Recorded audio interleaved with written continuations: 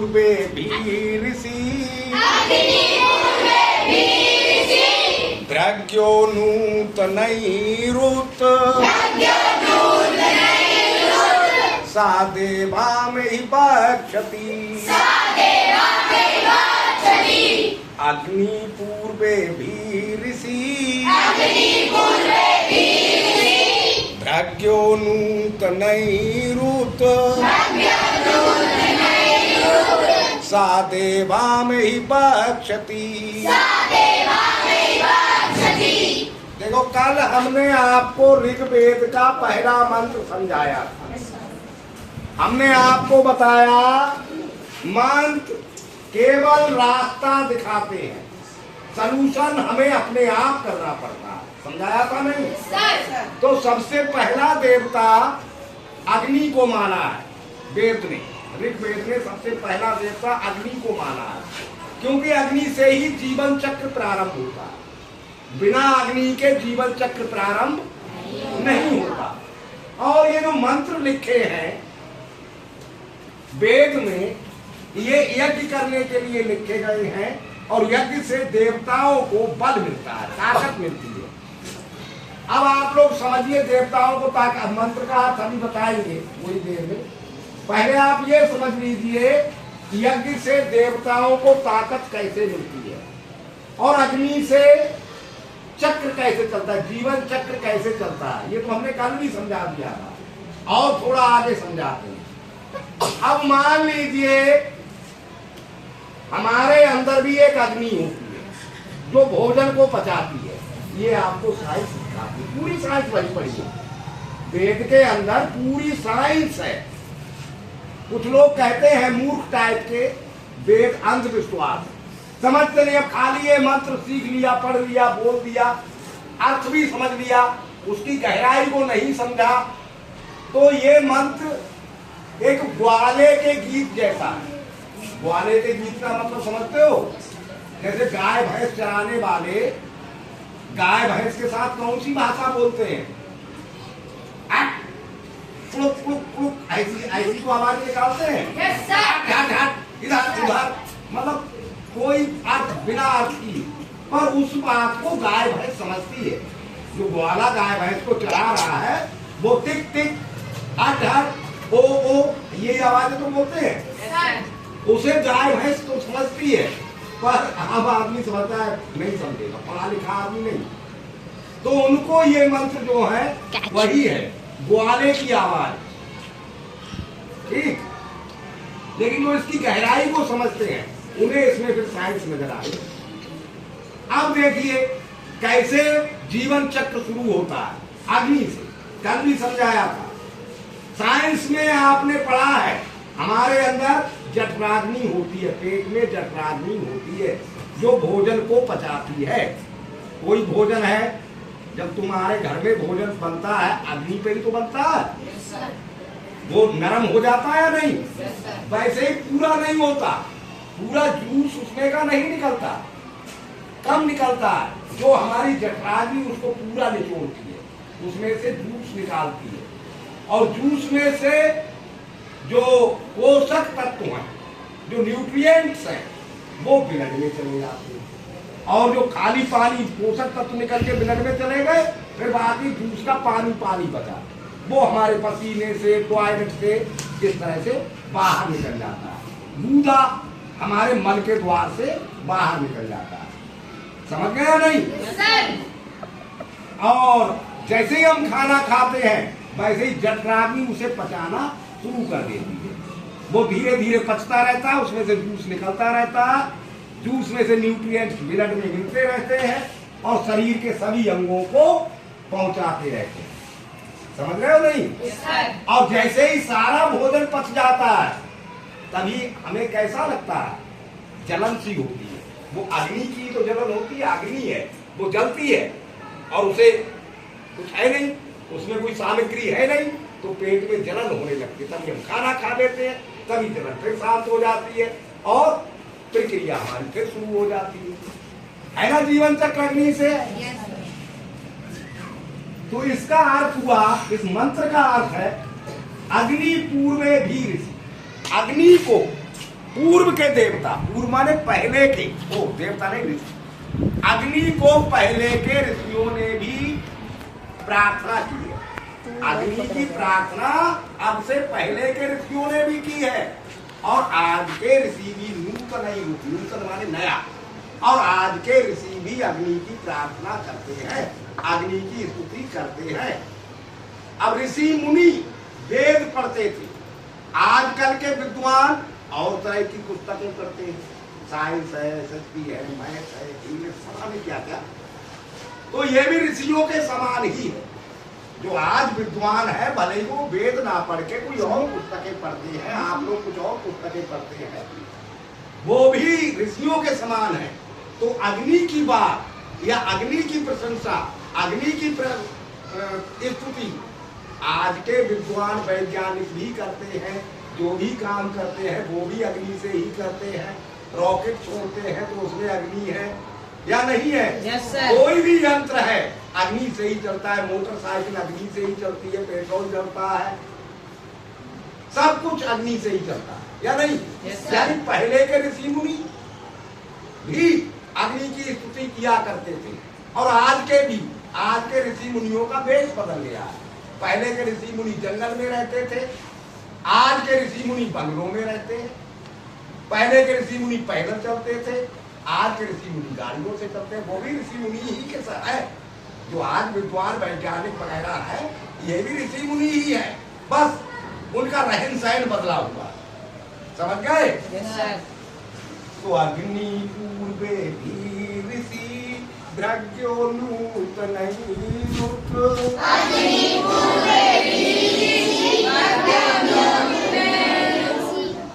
अग्नि की स्तुति पुराने ऋषि मुनि भी किया करते थे। भृगु एक ऋषि का नाम है, भृगु आदि ऋषि भी स्तुति किया करते थे, और नए ऋषि मुनि भी अग्नि की स्तुति करते हैं।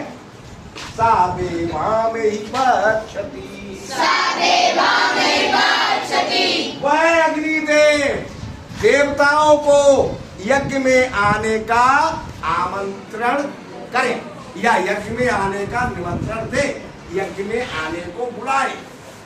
ये प्रार्थना इस मंत्र में। समझ गए ना सारी बात? yes, sir. अग्निदेव ही जीवन चक्र, yes, sir. अग्नि से ही जीवन चक्र चलता है। yes, sir. तो अग्नि का आदर करना चाहिए या नहीं? yes, sir. हाँ। अब थोड़ी सी आपके कोर्स की बात कर लेते हैं। पढ़िए, कहाँ से पढ़ेंगे? पढ़ो तो जरा। Soil is the topmost layer of the earth's surface. हाँ, soil is the topmost layer.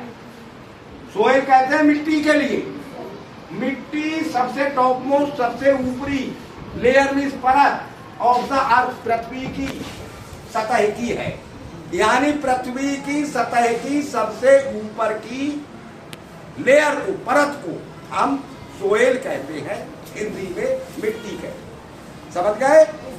अगला नंबर पढ़ो। It consists mainly of fine particles of rock. हाँ, एक कौन से इसमें होते हैं या ये धारण करती है? मेनली, मुख्य रूप से, और फाइन। फाइन भी साफ भी होता है, और फाइन भी से हम महीन के लिए आया, छोटे के लिए बारीक। यानी इसमें होते हैं बारीक पार्टिकल्स, कण और रॉक, चट्टानों के। इसमें चट्टानों के बारीक कण होते हैं, बारीक टुकड़े होते हैं। आगे पढ़ो। Humans and minerals. Humans and minerals along with some amount of water. And air. Full stop तक पढ़ा तो। इसमें बारीक बारीक कण होते हैं रॉक, चट्टानों की। और क्या होता है? ह्यूमस होता है। मिनरल, खनिज होते हैं। अलोंग, साथ में, with water, with some amount of water, कुछ पानी की मात्रा, कुछ हवा की मात्रा के साथ। मिट्टी पृथ्वी की सबसे ऊपरी परत है, जो चट्टानों के बारीक कणों से बनी है, जिसमें कुछ ह्यूमस यानी मनुष्यों, जानवरों और पेड़ पौधों के सड़े गले अंग, उसको ह्यूमस कहते हैं। और खनिज, लोहा, एल्युमिनियम, ये सब खनिज कहलाते हैं। पानी और हवा की कुछ मात्रा के साथ इसमें मिक्स रहते हैं। आगे पढ़ो। Humus is the substance formed from the decayed and dead plants and animals. हाँ, ह्यूमस क्या चीज होती है? Humus is the substance. Humus एक वस्तु है और जो बनती है फ्रॉम द डिकेड, सड़े हुए, एंड डेड और मरे हुए पौधों, एंड एनिमल्स, जानवरों। ह्यूमस मरे और सड़े हुए जानवरों के अवशेषों से बनने वाली वस्तु है या पदार्थ है। हाँ जी, आगे पढ़ो। Soil is formed by the breaking down of rocks into smaller pieces by the action of the sun, winds, wind and water. हाँ, सोइल इज फॉर्म, मिट्टी बनती है by the breaking down of rocks, चट्टानों के टूटने से। मिट्टी चट्टानों के टूटने से बनती है इनटू स्मॉलर पीसेस, छोटे छोटे कणों। मिट्टी चट्टानों के छोटे छोटे कणों में टूट जाने से बनती है और इनका टूटने का कारण होता है action of the sun's heat, सूर्य की गर्मी, हवा और पानी। हवा, पानी और सूर्य की गर्मी के एक्शन से चट्टानें छोटे छोटे टुकड़ों में टूट जाती हैं, जिससे मिट्टी बनती है। ऊपरी सतह ही तो टूटेगी, अंदर को तो चट्टानें ही रह जाएगी। आगे पढ़ो। The remains of dead plants and animals also get mixed with these pieces. हाँ, द रिमाइंस, अवशेष यानी बचे हुए, ऑफ डेड प्लांट्स, मरे हुए पौधों के, एंड एनिमल्स और जानवरों। मरे हुए पौधों के और जानवरों के अवशेष आल्सो गेट मिक्स्ड, इसमें मिक्स हो जाते हैं, मिल जाते हैं विद दीज पीसेस, इन पीसों में, उन छोटे पीसों में जिनमें रॉक बट जाती है टूट के, उनमें मरे हुए जानवरों के और पौधों के अवशेष मिक्स हो जाते हैं। समझ गए? तो यहाँ भी मिट्टी भी बनती है, देखो हाइट से, साइंस हीट, यहाँ भी अग्नि की जरूरत है। यानी पृथ्वी भी बनती है, वो भी अग्नि से ही बनती है। हवा भी चलती है तो अग्नि के कारण ही चलती है। बारिश भी होती है तो अग्नि के कारण ही होती है।